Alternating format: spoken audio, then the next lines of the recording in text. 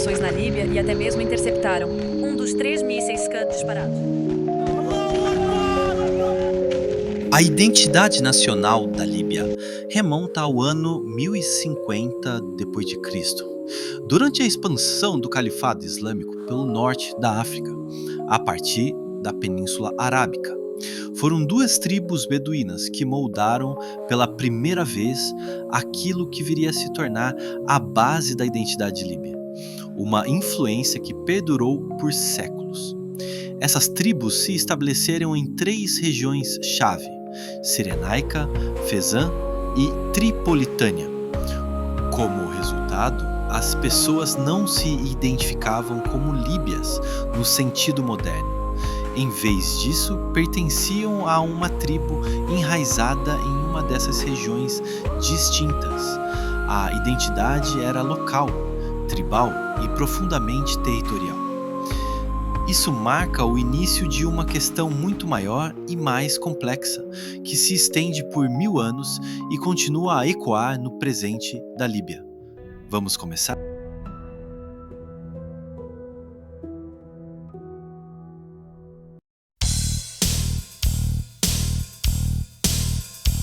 Poder, conflito, segurança. Quem realmente puxa os fios. Bem-vindo ao Cameleon, onde cortamos o ruído e dissecamos as forças que moldam o nosso mundo.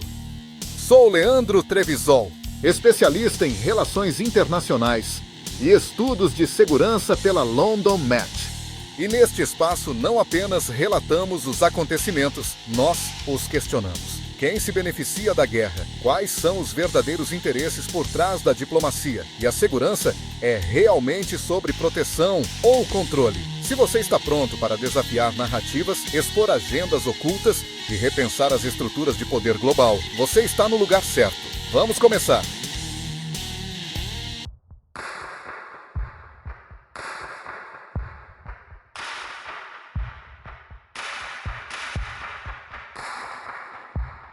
A identidade nacional da Líbia revelou-se muito frágil.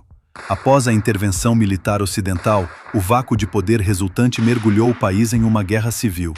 Grande parte dessa instabilidade remonta à Idade Média.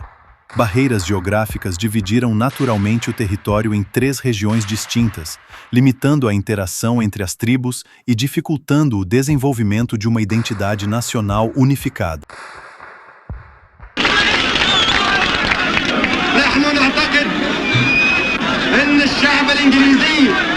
Esta é a história da Líbia sob a ótica do construtivismo social, uma teoria que afirma que identidades, interesses e instituições são moldados pelas pessoas e por suas interações, não apenas pela força ou pelo dinheiro. Durante mais de 40 anos, a Líbia foi governada por Muammar Gaddafi. Mas Gaddafi não apenas governava a Líbia, ele era a Líbia. Controlava o exército, a economia e o governo. Chegou até a tentar controlar o que significava ser líbio.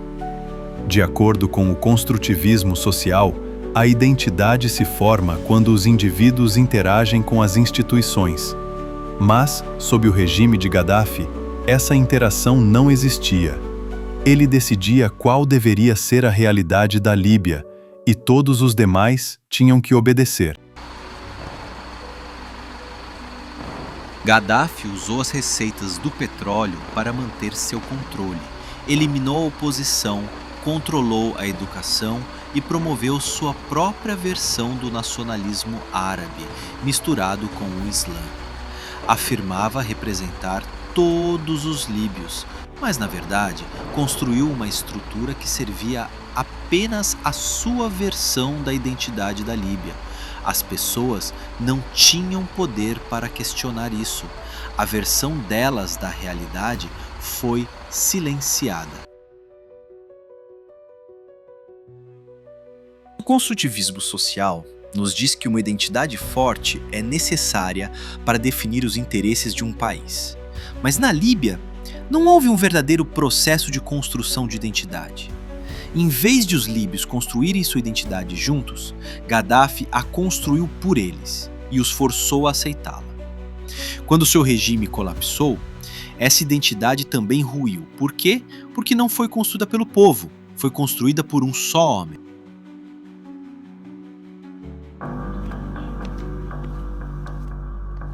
Mas por que a Líbia se tornou uma anarquia?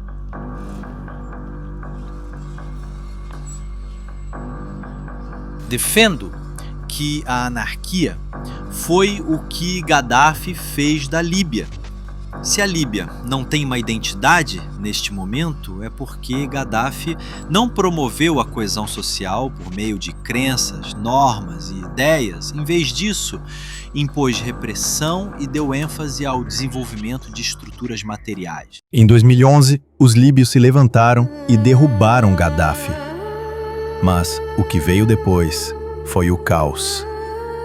Milícias assumiram o controle. O Conselho Nacional de Transição tentou governar, mas não tinha legitimidade real. Não havia crença compartilhada, nem autoridade reconhecida. A Líbia se tornou um vácuo de poder, um lugar sem estrutura, sem identidade.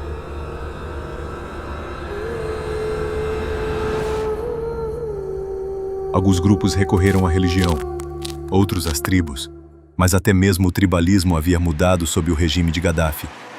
Ele havia enfraquecido o poder tribal, tentou unificar as tribos sob seu comando e chegou a tratar o país inteiro como uma grande tribo sem Estado, como alguns estudiosos definem. Depois de Gaddafi, o sistema tribal não voltou à sua forma original. Em vez disso, as milícias assumiram identidades tribais, mas as misturaram com outras crenças e ambições. Não havia uma identidade única e unificada. Curiosamente, a Líbia teve grandes avanços sob o governo de Gaddafi em áreas como renda e educação.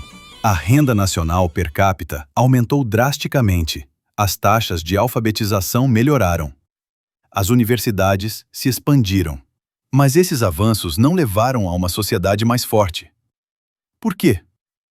Porque não faziam parte de um processo compartilhado. As pessoas foram educadas, sim, mas não tinham permissão para usar esse conhecimento na construção de uma Líbia melhor. Faltava a estrutura social. E, sem ela, o desenvolvimento não se transformou em normas duradouras. Os líbios foram excluídos do processo coletivo de construção de sua própria sociedade. Veja, a autossuficiência e a política de poder não são algo natural. Quando a identidade é a base dos interesses, uma identidade fraca gera a ausência de interesses ou interesses conflitantes. Esses elementos são criados a partir do comportamento dos estados. Então, professor Wente, meu argumento é que a Líbia não construiu uma instituição de autossuficiência, um sistema em que as pessoas trabalham juntas pela própria segurança e pelo futuro. Em vez disso, Gaddafi era o único garantidor da segurança. Ele era a identidade dos líbios. Quando ele caiu, não restou nada em seu lugar. Os conflitos de interesse pareceram inevitáveis.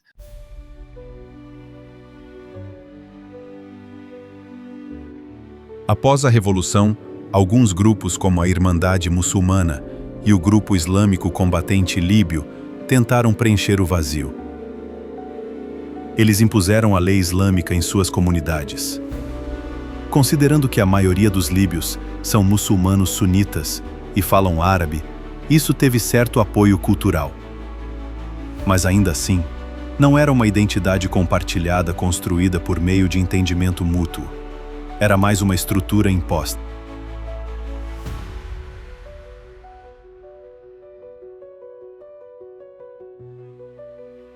Então, qual é o caminho a seguir? O construtivismo social nos dá esperança.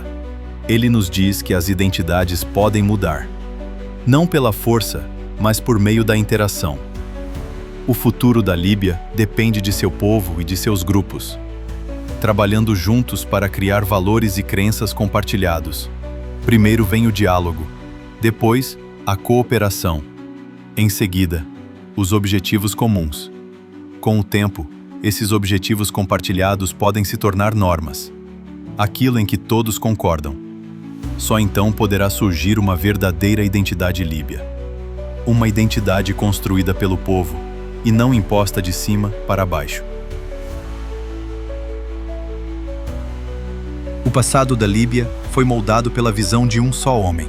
Seu futuro precisa ser moldado pela voz de todos. Para reconstruir a Líbia, seu povo precisa primeiro reconstruir sua identidade compartilhada. Só então, a paz e a estabilidade serão possíveis. Construir a paz começa com construir a identidade. Devo lembrar o que o professor Venda afirma. Uma identidade fraca gera ausência de interesse, ou interesses conflitantes. E este último é o que provavelmente acontecerá novamente se uma nova estrutura for construída sobre essa base.